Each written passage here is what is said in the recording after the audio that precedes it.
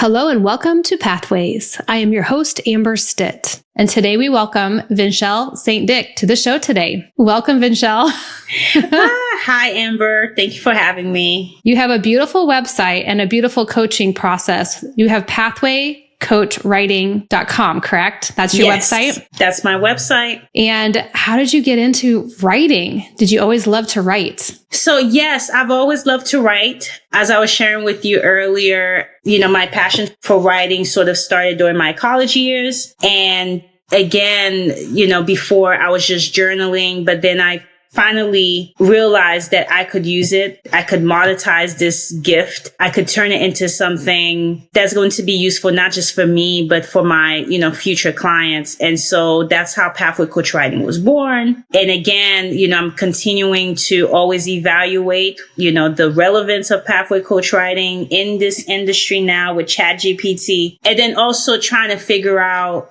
if the needs of my clients have changed and whether or not I need to pivot my approach. Because at Pathway Coach Writing, I use strength-based psychology when I'm working with my clients. So I'm mostly focused on their strength. I do pay attention to the weaknesses, but I try to figure out if I can push them to see opportunities to learn from their weaknesses and turn these weaknesses into strength. And so I do a lot of that work and then providing content feedback, doing the editing work for businesses and for other individuals. And then I also cater to students because sometimes I think people think that students don't have money to pay for coaching, but you'll be surprised. There are many people will find a way. When there's a will, there's a way. And I enjoy working with them just because I think that this segment of the population really pushes me never to sit on my laurels and always trying to figure out what's new out there. How can I make Pathway Coach Writing better? Not for me, but for my clients. So that demographic would be more student based, or is it going beyond? You work with business owners too? Yes, I work with business owners, students, and then also other individuals who are not affiliated with any organizations, regardless of writing ability. I should say that. Okay. So I want to go there because I know that you talk about words being tools and there's certain techniques. Sounds like you have a supportive family growing up. Where did it cross over where you saw there was a need for maybe people that don't have that support system, how to help them and bring these techniques to all markets, really, all economic environments? I think I started realizing that there was a need, for my skill set when I realized that there weren't many women in the industry. There was a time when there was, but that number slowly but surely dwindled over the years. And then I said to myself, well, I'm a firm believer that you should use what you already have right in front of you. Because I know sometimes when we're building businesses, people will, again, if you have a brick and mortar, they will tell you you need to have this amount to start a business. Like I said, I went the unconventional route. I did not do any of this. I only had pen and paper. Literally, in an address book, if I remember correctly, and the internet. And so I used it to my advantage. And I realized that when I was doing my market research for my business, I noticed that there weren't many women. And I said, I want to be part of this movement. And that's when I started putting myself out there. I conducted several interviews with potential clients and asked them what they were looking for. And I started, now that I think about it, I started reaching out to people of color first, just because I wanted to see if there were any gaps there as well. I cater to all gender, all, people from different races. I've been lucky. I've been lucky to attract, some great clients and clients who are intentional in doing the work, not just saying that they want to write a book and then they don't put in the work. Yeah, I think with clients, you have to let them know there's certain expectations to take this seriously because it's so important. Now, when it comes to writing, do you think that people literally need to be writing with the pen, paper, pencil, or is verbally speaking into a transcription to then transfer it over to edit and maybe add your own words after? Is that another form of writing that we finally realized is an option? Is it all good? It's all important. Yes, that's another form of writing. And then also I have to take into account that when I work with my clients, I try to gauge during the first two sessions, where they are, where do they live, what their environmental situation is. Like, for example, if you're a parent, I'm not going to say to you, well, you need to dedicate 1 hour to write. That's just not logical. I have to get up at 4:30 sometimes to beat my daughter up so I could get things done. And it's like, what if you need more coffee by that time? That might not work for me. Yeah. No, it's meeting people where they're at. And that's what's kind of neat about the journey is you might have seasons. And literally all you need is like 15 minutes or 10 minutes. And like you said, depending on where you are, you could be at the grocery store and then, an idea hits you. You're not going to have time. Let's be real. That's where I go, Otter, paper. Oh my gosh, we gotta take this down. I'm amazing right now. Everyone needs to hear this before I forget. Exactly. And so that's the reason why I even tell my clients to record themselves too. I mean, if that's going to make things easier, because there's so many apps, like there's Scribd, there's Google Transcribe. There's so many apps that people can use now to transcribe their voices into text. Yeah. It's unbelievable. But yes, no, this is a different type of writing. I know that other people that are successful, I'm not a scientist, but writing things down actually does do something, I think, from a brain science perspective that might be different than verbally just speaking it into the app. But it's all important. But I do know that people that journal and combine meditation, other things seem to have some other health benefits, which is probably for another day. But any strategies that just help people to get through that procrastination, it's like almost like if you have the project with a deadline, sometimes that just gets in your head and then you just can't. But if you have all the time in the world, the ideas keep coming. So any strategies there for just getting it going? I think to complement what you said, I even think about my 9 to 5. If I'm giving 100% to my 9 to 5, what would happen if I don't give 100% to this writing project? Especially if you have clients who are going to use this product and sort of brand themselves using that product. I always have to remind my clients and ask them like, okay, but who would you be or where are you going to be if you do not do this right now? If there's no sense of urgency. And that's something, to be very candid with your audience, is something I cannot teach. That urgency has to come from within. The change has to come from within.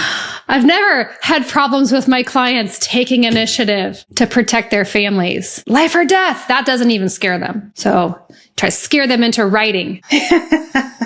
Got to do it. But I think sometimes people almost feel that their story is not important. And if there's not some trauma or something that's like, here's why you need to listen to me, it doesn't mean you don't have a story to share, to tell. You might inspire somebody. And it's important to keep doing that out there in the world. Well, maybe they should talk to the author of The Diary of a Wimpy Kid. I'm not sure if he went through any sort of trauma per se, but he turned this, well, I would like to say this mundane character into someone, that we could relate with. Yeah. Because for whatever reason, all I can remember from these books is that the main character always thought that everyone else was messed up except him. There was always something wrong with everyone else around him but him. So just build your bubble of greatness.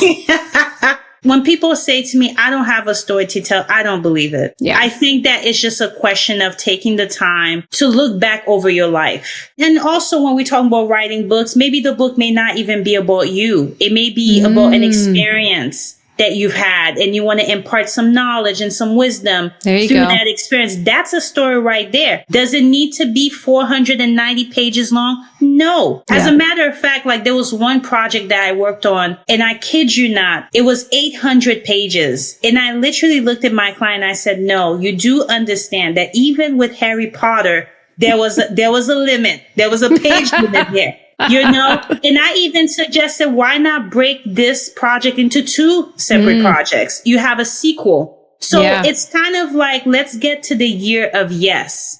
Let's, yes, like, you may want to just have that one book that's 800 pages long, but let's think about it for a second. Are people going to have the bandwidth to go through 800 pages? I mean, the attention span is probably like, 5 minutes? You're trying to get people's attention within like a couple of seconds. Right. And I said that if you want this book to sell, we have to think of smarter strategies, for us to get to your year of yes and to your year of success. Some clients are going to be fine with it and some people will wrestle with you, but ultimately you have to help clients see like what's in it for them if they don't pivot their strategies and their approach to branding. What I heard was, oh my gosh, you already got a second project done. That's awesome. Now you already have 2 books. Build a lot and then you can condense and repurpose it. And we're seeing that a lot with marketing and different things. So let's pivot to writing and building connections and how that can help networking, business. I know that you organically found your passion through people noticing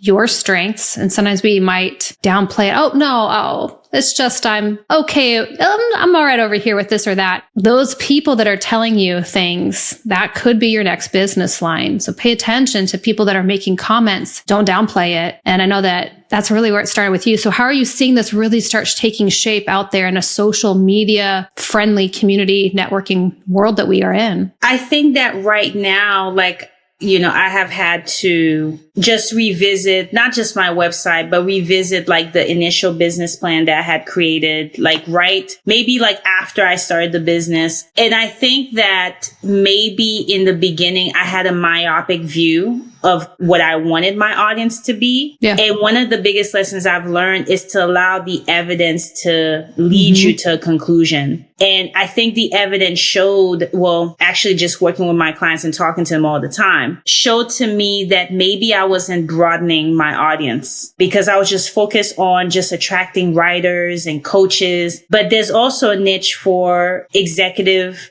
coaches. There's also a niche for entrepreneurs, which is something that I had not thought about when I first started. And then also, I think it's a bigger question on figuring out whether it's writing or another field of expertise, how you can cut through the riffraff. How can you be relevant in other sectors? Yeah. So for me, I work in public health and then I have this passion in writing, but writing could be cross-cutting. It doesn't have to be me writing memoirs. It could be me writing manuscripts or textbooks or policy.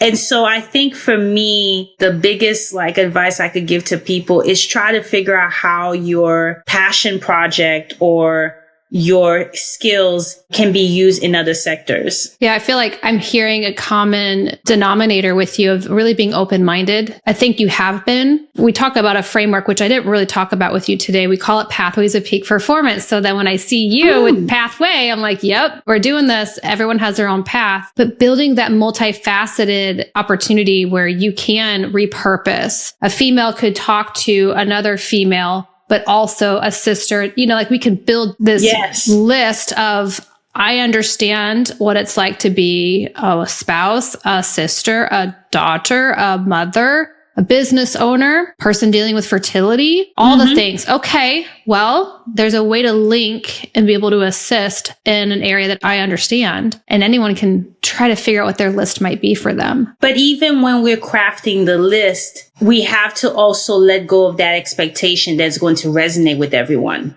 As I was listening to you earlier, I kept thinking we're in different fields, but we know that it's not, the product that we sell may not be applicable to everyone, and letting go of that expectation. Yeah. What's that saying?